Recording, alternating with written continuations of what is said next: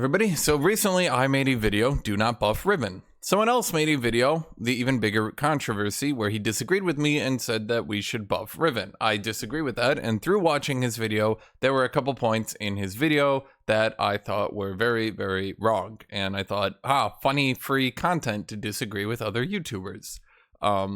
So this video is just going to be me going over his video and then any disagreements I have. That's it. A third video that I have tabbed up here that I want to go over really quick is League of Legends discourse lately has gotten a bit heated with a lot of people saying like really nasty things. I want to remind everybody before I even go into this video that this is just League of Legends funny discourse, right? So don't take shit too seriously, okay? We're just talking about league balance. Okay.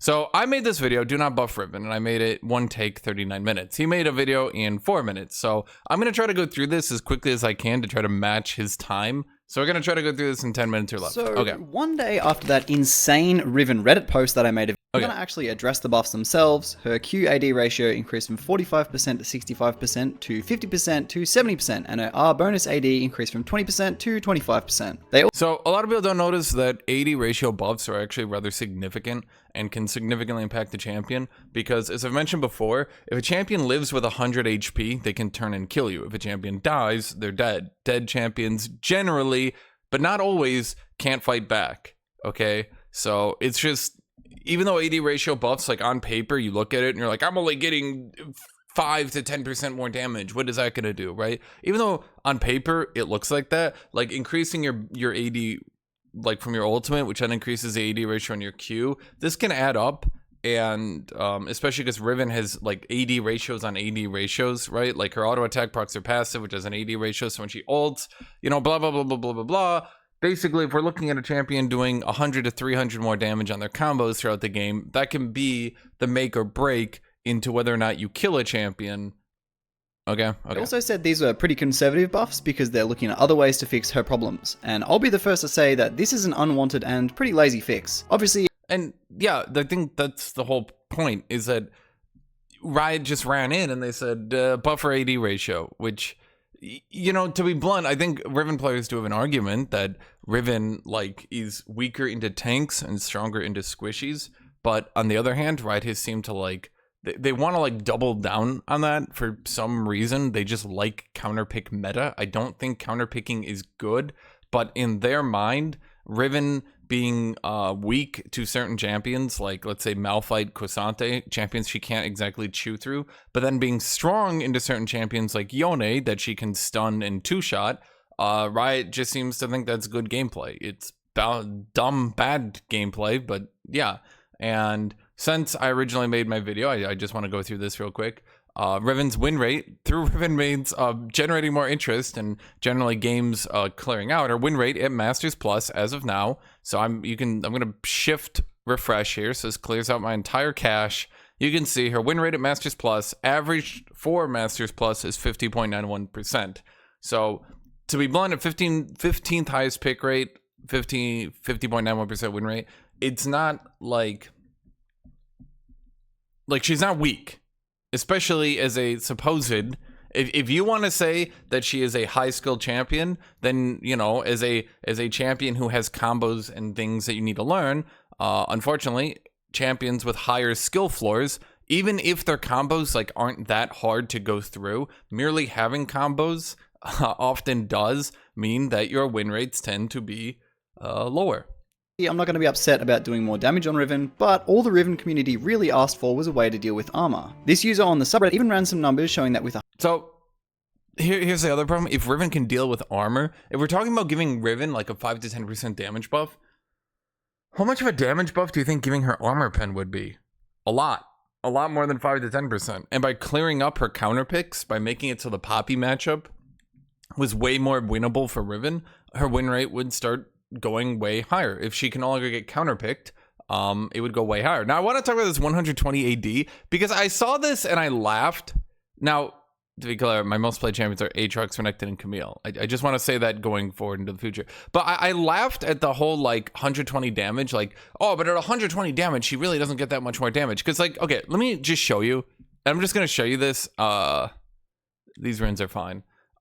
Because I feel like this is actually deceptive, and these numbers are so irrelevant to the point of basically just not even mattering. What do I mean? What do I mean by, you know, doing her numbers at 120 damage? What does that mean, right? Why would that not really be that relevant? Why? Because here's the problem, okay? Wouldn't be anything crazy. In fact, okay, sorry, unpause.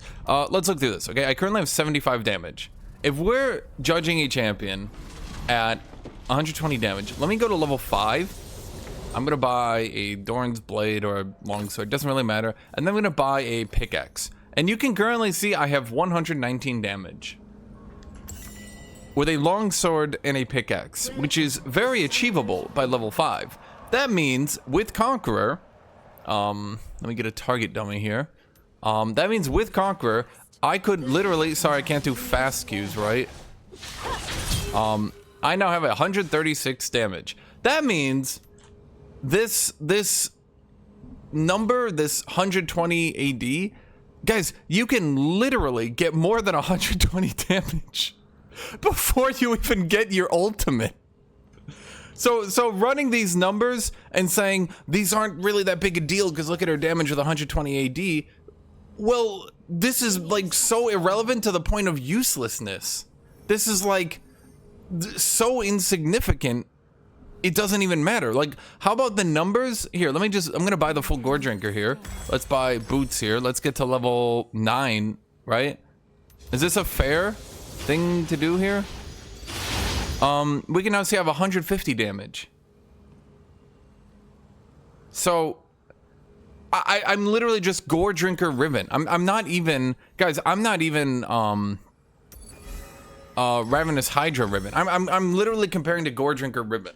Because I know for the a lot of you guys in the comments are gonna say, but Hashinshin, a lot of challenger players go Gore Drinker. Not everybody can stack up Ravenous Hydra. Yes, a level 9 Riven with Ravenous Hydra with a that even went, you know, I don't even have a Doran's item here, right? I don't even have a Doran's item. But with Ravenous Hydra, level 9, I would have 180 damage with a full stack Ravenous Hydra. So I'm not even gonna compare that.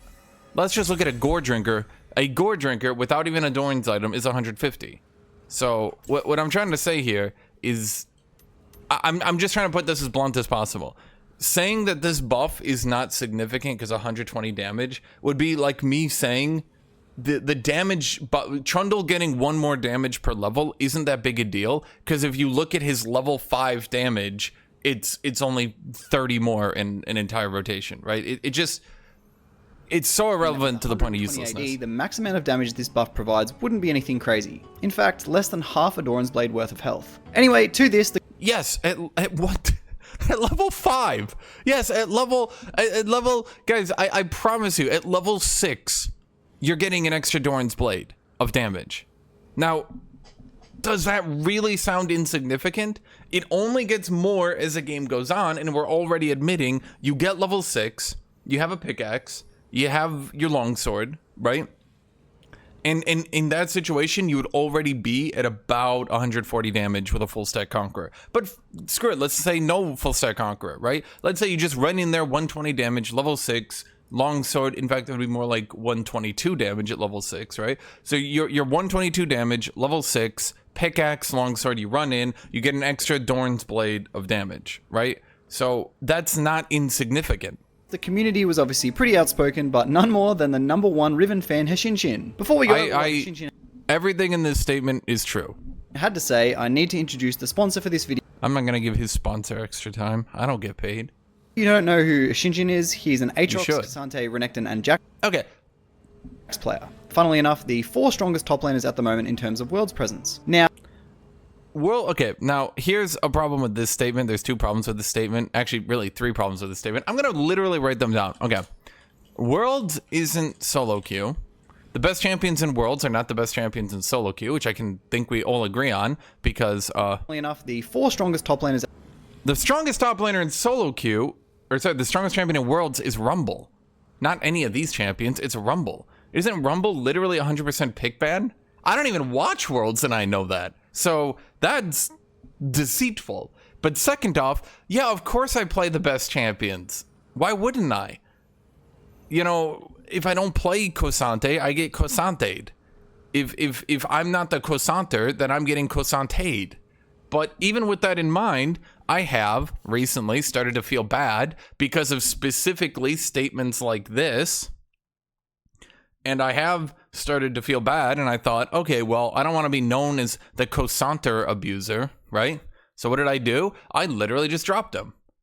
You can see it right here. There's not a single Sante in here, okay? And when we look at it, who am I playing? I am playing Aatrox, and I'm not even banning the Santer. And you can see I went on a pretty big loss spree here. So my LP kind of took a walloping. Okay, it kind of got whipped up. I should say whipped down. But at any rate, Worlds isn't solo queue. Rumble is the best I can type Worlds top. In addition to that, yes, I play the best champions. I'm not even playing Cosanter. Okay, so I feel like this is a bit... This whole statement here is a bit disingenuous in my opinion. In terms of World's presence. Now, Hashinshin has always been extremely against Riven, saying she is, quote, easy and idiot-proof. Yes, because once you know Riven and once you know her combos... Guys, this is... We can go all the way back in how combos work. Any of you guys play fighting games? Anyone remember when Marvel vs. Capcom 3 started to get really boring? It started to get really boring to watch Marvel vs. Capcom because everyone perfected combos and every single hit was turning into a touch of death. Okay? But here's the problem. Here's the problem with Riven mains. If you have a touch of death if you play perfectly, and I don't have a touch of death if I play perfectly, doesn't that sound like your champion is significantly easier to play? You can say, but I need to input my things correctly. But I can't stop you from inputting your things properly. Even in a fighting game, hypothetically, if I'm next to you, I could be screaming at you and waving my arms around, right? But if I'm playing Riven, if I'm playing online, no one can stop your opponent from doing their combos. If you do your combo properly and Riven is strong, then yes, your opponent can't react to it. Okay, if you're relying on your opponent making a mistake, then it's not going to be very fun. Riven is easy and idiot-proof. I've already said, like, I managed to find this old video showing but here's the problem with this video, and I noticed this was really funny. None other than Hashinshin himself against Aatrox. He's splicing two videos together here. Okay, I actually remember this. This video is like 5 years old, and I remember this because it has the little Christmas emote that I used for Christmas of that year, a very, very, very, very, very, very, very, very, very long time ago. In fact, I first timed Riven in ranked, which he's making fun of, and he's saying, aha, well, clearly, I mean, I've said repeatedly, yes, Riven has a high skill floor, but she does not have a high skill ceiling, because if you input Riven's combos properly, you've pretty much optimized the champion, okay? So the problem is, unlike other champions who need to react to their opponents, who need to improvise on the fly, if Riven inputs her things properly, every Riven player will play the same. The ideal play for Riven is to play the same way every time. There's no reading. Well, okay, every champion does have to read, but let's say there's significantly less reading and significantly less reacting on Riven compared to other champions. On Aatrox, for example, I need to read and react to my opponent and how I use my E. If I'm fighting Riven and I put up a Q and I suspect that Riven's going to E forwards, I can E backwards, which then knocks her out of her gap closer and keeps me at my range, right? But that would be a read, but that's reacting. Do you understand what I mean? Riven, on the other hand, is only reacting and trying to read my character, not her character. So everything's on the onus of my character. Do you guys all get that? Okay. Now, second off, how do I even look at these things? I have 300 points on Riven. So, just hypothetically, if we're using a 300-point Riven player as your example as to how like difficult it is to learn the champion, guys, we're talking I played like 2 games on Riven, got Target camped like 2 times in a row and gave up, especially because, shockingly, I'm trying to learn the champion live, and what did I get? A bunch of people spamming Twitter, spamming everywhere, making fun of me, which I just found unfun, and I just said, screw it. I said, this is not an enjoyable experience for me to be camped because I'm trying to play the champion, right? If I'm trying to play the champion... Uh-oh. And if you're saying, aha, he's not doing that well. Well, yeah, I mean, the only way you can do well is by playing the champion and running in there. Is that not true? You just got to run in there, press your button. Like, let's be clear. I did not play in the practice tool. You're using an example of me like, aha, 5 years ago, Hashinshin first timed Riven in ranked and was figuring out what his buttons do. Shit. True. True. You are watching my literal only game on Riven that I had played at this point. If my team had just actually tried in the mid game. Okay, great. If that's why Riven shouldn't be buffed, showing her as the 15th most played top laner. True. While his champion pool popularity numbers are 1, 2, 3, and 4. If you okay, so I play popular champions. Should I play unpopular champions and get dicked on? Is that what you think? I play Renekton is like I play Aatrox because he's a safe pick for the most part. I mean, obviously not so much anymore, but more so than other champions. Do I play K'Sante? Well, obviously I felt bad about playing K'Sante. Hell, I don't even really play. Riven's now showing up. I don't even really play Jax anymore. The only reason I play Jax is if they go Aurelia because I'm an Aatrox player. So if I can't exactly play Aatrox into Aurelia, right? So obviously, who am I going to play into Aurelia? I mean, take two thoughts. Like, if only there was a really, really popular champion of which I have experience on playing in the past that I could bust out and play into Aurelia so I don't get destroyed. If only such a champion also was kind of overstat right now. Okay. If you really care, you can go look up his video yourself because it's a pretty funny watch. Anyway, moving on, my everything I do is funny. 213 and EUS Fiora 1 streak has hit rank 1. This is actually a pretty big deal. Is that it? Okay, that's it. I just wanted to respond to this because some of these points are ridiculous. Okay, if you want to, sure, go ahead, make fun of me. Go ahead and make fun of me for learning Riven. And then what do you get? You get less people playing Riven. And then what do you get? You get a champion who's actually doing still pretty good, who nobody wants to play because no one wants to put in the time to learn this stupid champion. Yeah. And by the way, just let's be clear here. Despite being a high pick rate, let's not pretend that Renekton and Aatrox are like, and I'm looking at Masters Plus, by the way. Let's not pretend that these two champions are like dominating the meta, okay? Aatrox gets counterpicked by everything in life at this point.